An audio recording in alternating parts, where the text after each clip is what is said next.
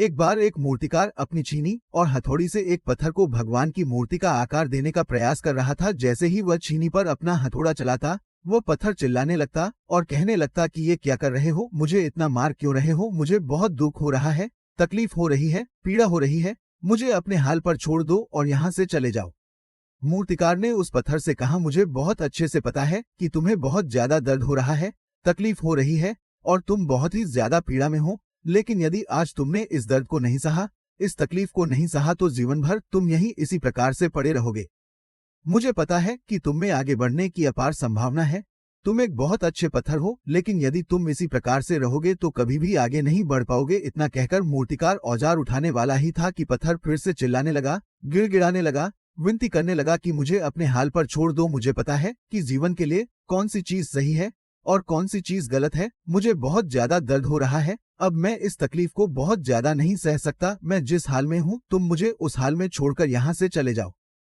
उस मूर्तिकार ने फिर से उस पत्थर को समझाने की कोशिश की, ज्यादा अधीर मत बनो और अपने सब्र को बनाए रखो थोड़ी देर और इस दर्द को सहो, यदि इस दर्द को सह लिया तो मैं भगवान की मूर्ति के रूप में तुम्हारी स्थापना करवाऊंगा और फिर दूर दूर से लोग तुम्हारी लोक पूजा करने आएंगे और पंडित और लोग तुम्हारी सेवा करेंगे। लेकिन पत्थर ने उस मूर्तिकार की एक भी बात नहीं मानी, वह चिल्लाता रहा और अपनी बात पर अड़ा रहा।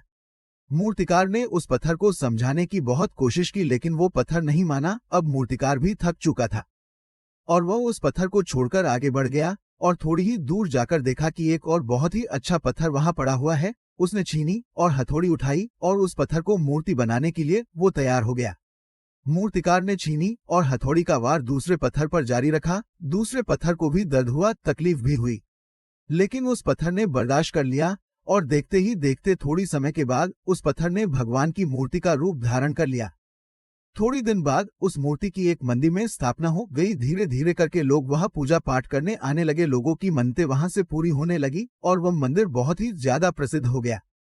अब धीरे धीरे करके दूर दूर के गांव से लोग वहां पूजा पाठ करने आने लगे। फिर एक दिन उस पहले वाले पत्थर को उसी मंदिर में लाया गया और उसे एक कोने में रख दिया गया। अब लोग आते और उस पर नारियल फोड़ते, ये कोई और पत्थर नहीं बल्कि वही पत्थर था जिसने दर्द को नहीं सहा था।